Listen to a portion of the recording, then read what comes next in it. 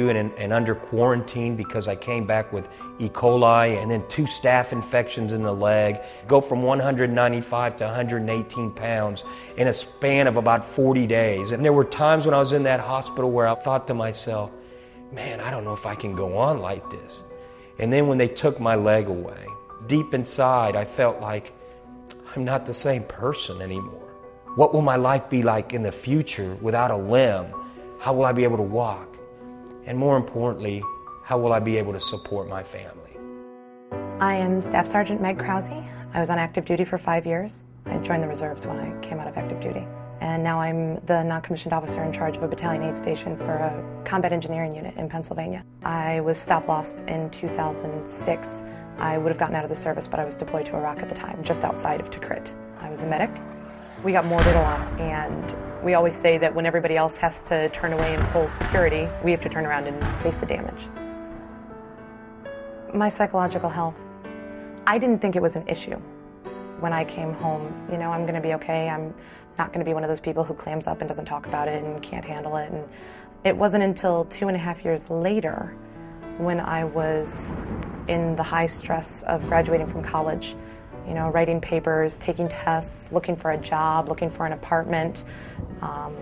Everything I've worked for goodness only knows how many years is coming to a close, and I don't even know what I'm doing next. And that's when I really started to notice a problem. The warrior ethos is such that we kind of have this belief that you're supposed to just tough things out, and unfortunately that doesn't help us a lot when we're suffering from the invisible wounds of war. So I hope the message gets out that reaching out is a sign of courage and a sign of strength. You're not alone. There are people out there, there are resources out there that can help you and want to help you, but you have to take that first step. Way in the back here, you put litter 1 and litter 2. Okay. When I first got to the unit, she was very driven, dedicated, always wanting to be here, always looking out for her soldiers. Very outgoing. She was the kind of person that wanted to tackle all the missions. Very dependable person, very knowledgeable. After about 6-7 months after Sergeant Krause came to this unit, I noticed she was sleeping a lot. I was having to call her a lot because she was late. She was very irritable. She just became disinterested and not really wanting to be a part of the team anymore. And I think I was the last person to notice it. One of my soldiers actually sat me down over lunch and said, I think you might be suffering from PTSD. And I said, I really think it would benefit you and us as a medical section to get it checked out. And then there was another incident where one day when I was on drill weekend, I just said, forget this. And I did not go to formation. And Sergeant McCarthy said to me when I finally answered the phone, well, why don't you just come in and talk to us? He said, talk to First Sergeant. I've seen him talk to people about this before. He understands. And so, you know, I came in and First Sergeant sat me down and said, he said, you know, I remember the smell of the 50 cal. And we talked for a while.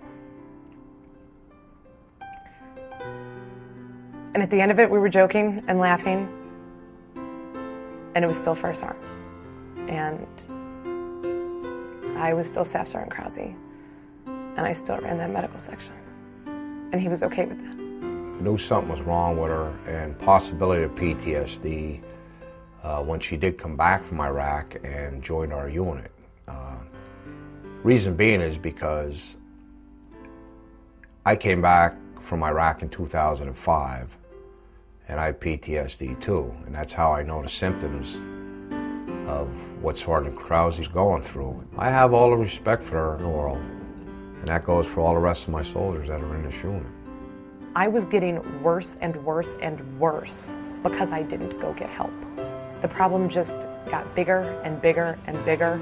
And if I had just gotten help 6 months before I did, I would have really been better off in the long run. Because it wasn't until I got the emotional help that I needed that I was able to fix the rest of my problems. She's back to the way she was when I first got in the unit as far as being a very dedicated NCO to her soldiers, the unit, the mission, training. She's a very outstanding NCO. I think it takes quite a bit of strength in order to admit that you have an issue, but it also takes intuitiveness of a friend, a leader, a supervisor to pick up on the signal that the soldier is having issues and needs to seek professional help in dealing with it.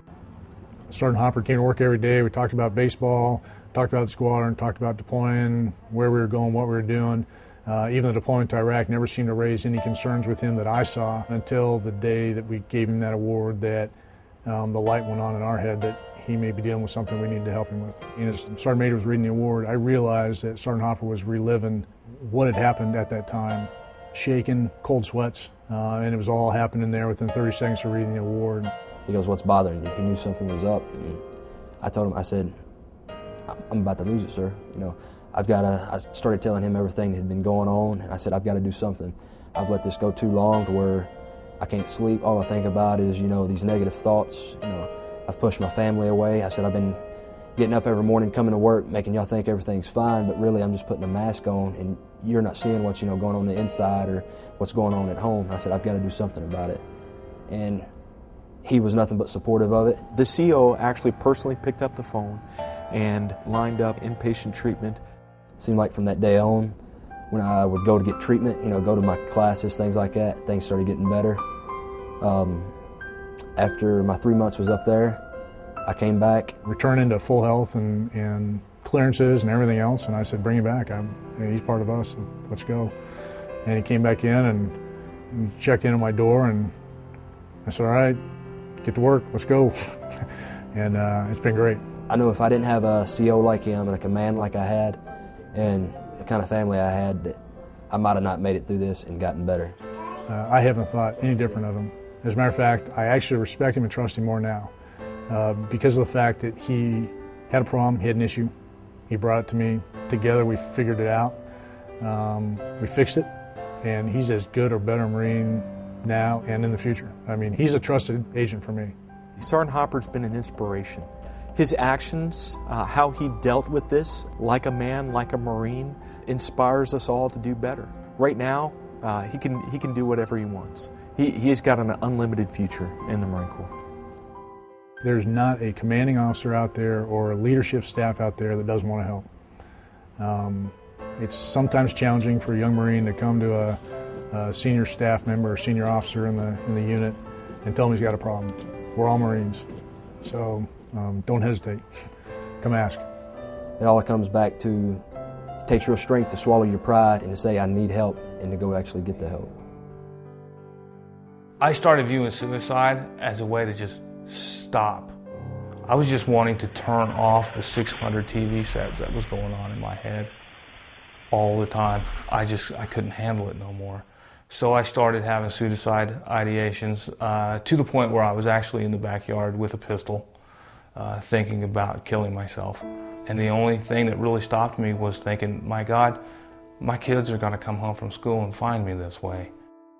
Jeff's frustration and anger really had reached a peak. At the same time, his wife expressed to my wife concern, and then to me directly, that Jeff was very negative at home. He seems hopeless. He does not see a path to the future. As soon as I had that cue, plus my own personal interaction with Jeff and his decreasing physical performance on the job, I knew that we had to take him for professional care. So basically what I did is I called directly over to mental health. I saw them and I told them, if you're not able to help him immediately, if you are not capable of making this happen here, then you need to call me immediately. If he's non-cooperative or doesn't show up, contact me immediately. I will be involved in this until we get him to the person or place that we need. It wasn't until Colonel Pinnell noticed and helped me find the right person on Fort Polk. And Colonel Pinnell knew about the program in Washington, D.C., Deployment Health Clinical Center, and he recommended that I go to that. It felt like the cat was out of the bag, and there's no way I can put it back in. So I was like, you know what? I'm gonna do it. And believe it or not, about 100 pounds of weight came off of me right then. I started to see a little bit of hope in his eyes, and he asked me to go with him, and that was hopeful for me. So Sherry spent group time with us where she could hear other soldiers saying the same thing that I was saying. She was able to understand that, yeah, there is some pretty dark holes there, and for me to understand that she sat back home worried to death about me, trying to stay strong, trying to have a face for the rest of the family who's constantly asking, how's Jeff doing? And not knowing because I don't call. You know, I could see the stress on her and the strain.